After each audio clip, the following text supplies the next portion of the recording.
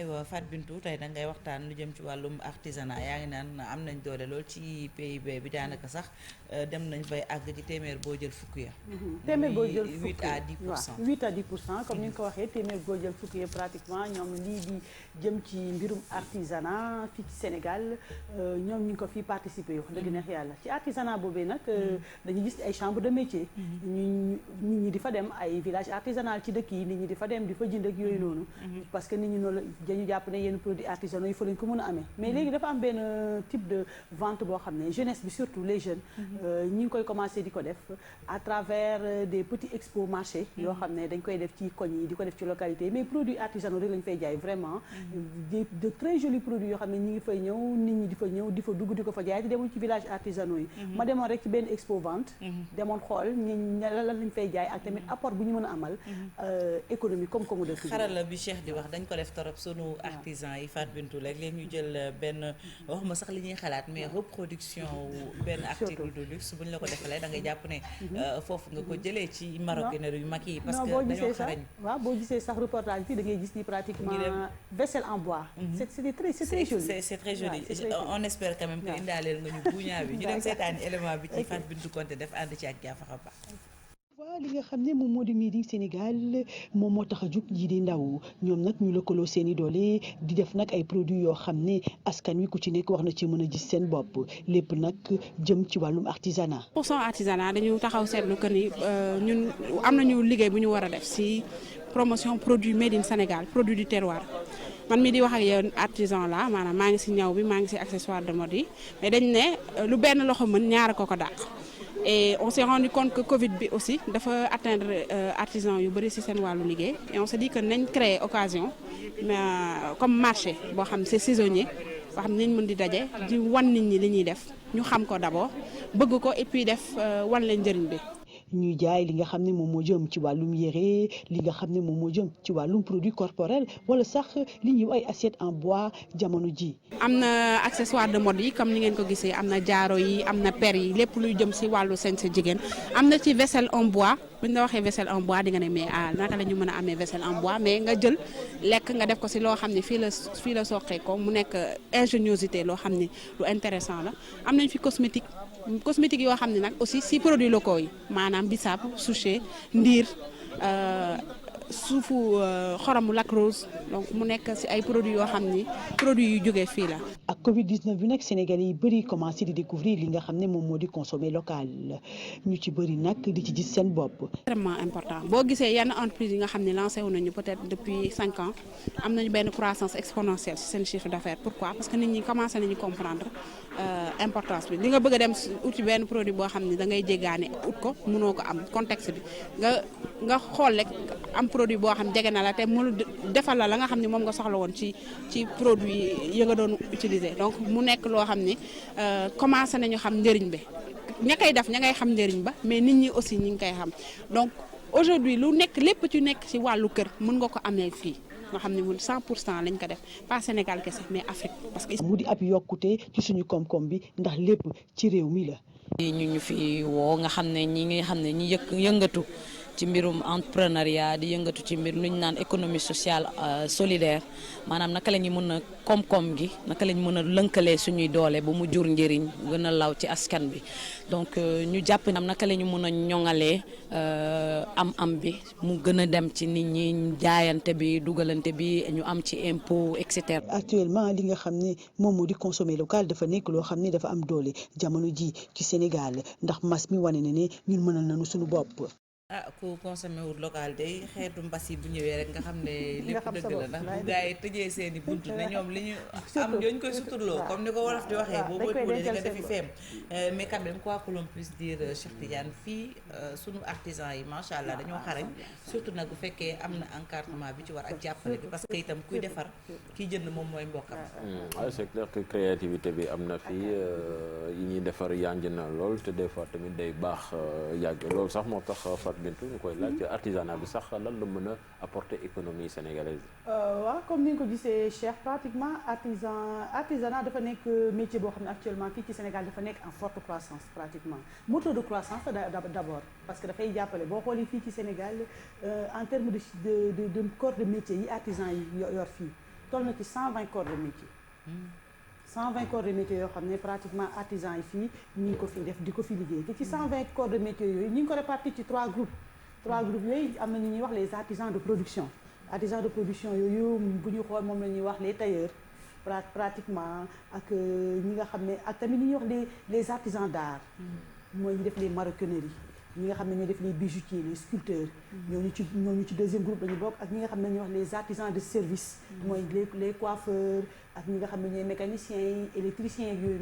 noonu yëpp xeetu artisanat boo xam ne pratiquement ñi ngi nekk fii ci Sénégal di fi liggéey di fi apporter loo xam ne vraiment c'est très important dans l'économie sénégalaise parce que boo xoolee li may wax comme sànq wax naa ko ci junj naa ko Fatou sànq ne ko 8 à 10% bu ñu ko xeet ci PIB am na solo ñu ko fi indi ci loolu yoo xam ne moom moo jëm ci wàllum artisanat fii ci Sénégal artisan yi ñu ko fi indi di ko fi dugal waaw mais xam nga li ngay wax nii sax bari na te mais problème bi mooy la ñuy jaay xawma askan wi ñoom ñoo ci dul investir la ca war parce que soo xoolee ñu bari ñi dugg ci gaal gi ci gaal yi ci yii dañuy yëngu ci genre activité yi système bi léegi les jeunes surtout les jeunes yi nga xam ne ñoom ñu ngi ci yëngu ndax dañu gëm ni comme ni kon ndaw si waxee xëy di wàcc rek du liggéey liggéey gu am solo la léegi ñu ngi koy gën a moderniser di defar seeni plateforme l'autre jour je l'avais dit avec le e-commerce di defar seeni plateforme yoo xam ne nit ñi dinañ ko xam mais tamit di def des expos marchés surtout consacrés aux artisans autant dañu gis ay salons yu mag ay structures yu mag ñoo ko daan organiser mais non léegi maintenant c'est des jeunes artisans comme li Chérif di wax tamit nit ñi dañ ci war di jàpp pour suqali seen i doom parce que soo xoolee Sénégalais souvent damay dégg ñuy faral di naqaru loolu même bitim réew dañuy wax ni mais soo ñëwee benn chinois su fa ñëwee da ngay gis sa chinois yëpp dañ koy jàppale jënd di ko appuyer mais Sénégalais bi moom au contraire day ñëw di la leb du fay soo ko commencé andil mu bàyyi la fa dem ca étranger ba li nga wax tamit am na solo li ngi wax rek consommer local tout à l'heure comme on l'a dit c'est y a le consommer local plaidoyer la aussi que les Sénégalais xam ni ñun ñi nga xam ne ñi ngi ci dëkk bi fii nii am na potentiel vraiment y a un potentiel boo xam ne nit ñaa ngi fi defar ju rafet moi j'étais vraiment submergée par les assiettes en bois que j'avais vu ici c'est très joli très joli xoolal imagine-toi boppa dafa njaboote parce que yow imagine-toi ces assiettes en bois là boo ci defee crudité rafet na boo paree nga dem raxas sa doom du toj boo yoree njaboot bi sew kenn du toj xam nga waaw man bu dee sama genre nga xam ne tey nga xam ne damay toj rek assiette en bois bi dina mën a yàgg sama kër te Sénégal fii lañ ko defee il y a du consommer local c'est un plaidoyer comme tu l'as dit il faut que les gens aussi s'entraident ñu xam ne ñun li ñuy jégaale mi ngi fi mi ngi fi et puis en très joli et à bas prix aussi très bien cher Fati comme on a l'habitude de le dire bay saywewu tànk comme moom itam ni mu ko waxee foog naa ne jamono yi war nañ jël loo xamante ni doomu réew bi ñoom ñoo ko defar ñu ciy jàpp parce que tamit c'est une manière ñu jàppale ñun ci suñu biir koom-koom bi wala mu mën a suqaliku mais ci loolee man dama am benn laaj bu may laaj ana yan modèle la artisan yi di utiliser pour mën a génn ci mbir mu ni mel waaw comme je l'ai expliqué tout à l'heure il y a cette expo vente là pratiquement que c'est des jeunes ñi nekk def expo vente bi ay artisans lañu mais ay ndaw lañu nekkuñu sax ay artisans yi nga xam da ngay ni fekk village artisanal yooyu noonu non ñoom ñooy def chaque mois ñu def seen benn genre ñoom seen i produits la ñoom ñoo koy defar seen kër di ko confectionné mu di yëfi sénégalais man fii gis naa fi daam boo xam ne pratiquement këram lay liggéey si expo vente yi lay wane mais gommage gowe lay defar gowe ku ne xam na ko fii jigéen bu nekk Sénégal fii xam na gowe mais gowe bi c'est nombreuses vertus avec ses nombreuses vertus xoolal gommage la koy def c'est important am na da nga ci gis ñoo xam ne suñu vaccin bi la ñuy jël ñaw ko ay ñaw yu rafet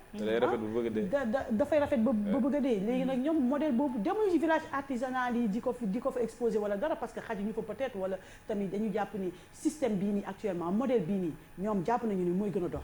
waaw ces mini salon là yi ñuy def di def exposition d'accord la création bi moom naka la demee fin bi création en termes de création artisanaux fii boo xoolee fii ci Sénégal pratiquement ñi ngi fi créer ay produits yoo xam ne nit ñi dañu jàpp ne jéegaani ko bitim réew moo leen ko gënal mais bu ñu gëstoo tuuti rek dinañ gis ni fii lépp a ngi fi mbas mi rek wane na ne fii nii pratiquement on n'a pas besoin d'aller à l'extérieur pour di wutale ndax ñooñu la ñu yor ñoom seen bopp lañ koy dencal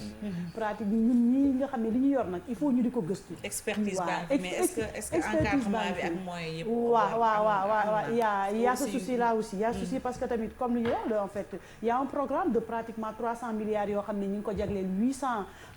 nu mu tuddati sax ateliers artisanaux fii ci Sénégal mais ba tey dafa des pratiquement le ministère de l'artisanat est là il a mis un programme de 300 milliards mais nu mu tuddati mais est-ce que cet argent là aussi ñëpp war nañ ci dinañ ci mën a kii pour jot ci man li ma gëm mooy li Cheikh wax rek pour ñu booster économie sénégalaise nañu yam ci li ñu am ñun muy yam ci suñu dëkk bi bañ di génn ñu di ko jéegaane comme que artisanat dafay contribuer à l'économie sénégalaise war nañu mën a jàppale ñi nga xam ne ñoom ñooy suñu artisan. Bon, maintenant comme am nañ léegi un ministère plein.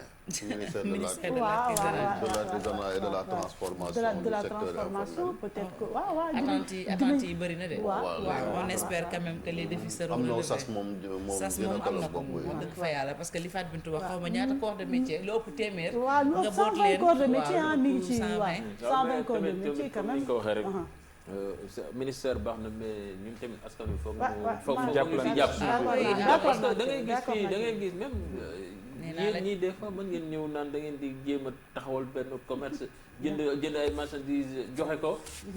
mais la nga ci jot ci ñay fay duñ mat sax 15%. mais du dem. dëgg la de. artisanat bi day au contraire parce que boo xoolee fii presque dans les comme li ma la wax y a 120 corps de métier. mais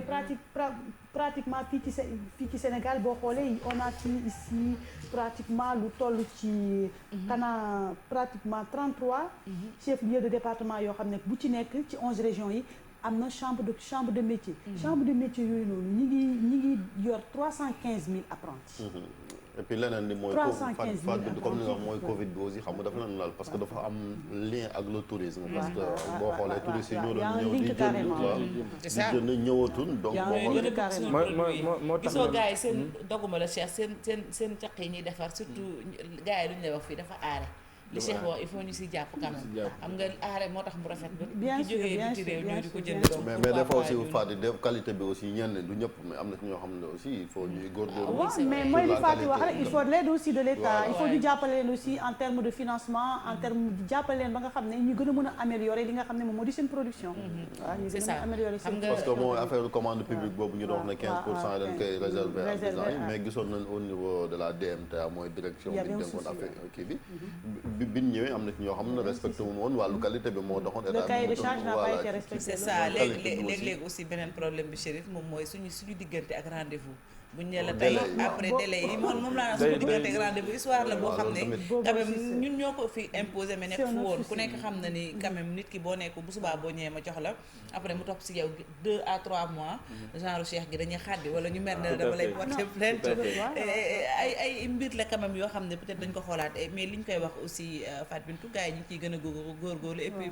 temps yi ñooy gis quand même soxna yi di gën a dugg parce que temps yi maa ngi gis benn jigéen boo xam ne ibbi na benn showroom je crois elle s'appelle Bousso Sarr elle est sur Facebook mais meuble lay defar et elle fait d'excellentes choses donc muy ay mbir yoo xam ne xam nga liggéey la boo xam ne bu njëkkoon góor ñi lañ ci daan gis mais léegi jigéen bu demee ba am showroom yaa ngi ci Instagram bi da ngay même des fois da ngay ñëw gis ay xale yu ndaw